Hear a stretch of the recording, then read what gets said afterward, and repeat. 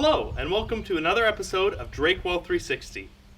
Today we're recording in historic Pithole City, where we'll be discussing the fires that regularly ravaged the city of Pithole.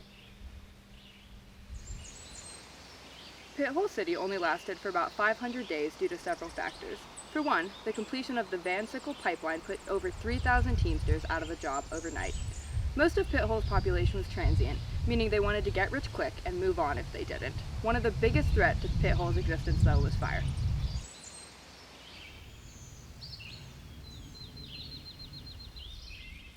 The buildings in Pithole were never built to last. They were usually made out of green lumber coated in crude oil. The open flames used for lighting and heating sources in the day did nothing to help.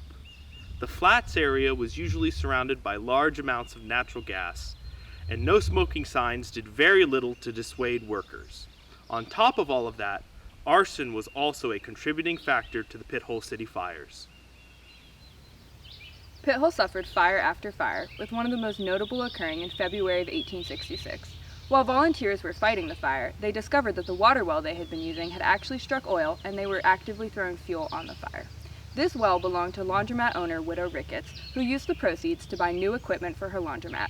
Unfortunately, it burned down just a month later.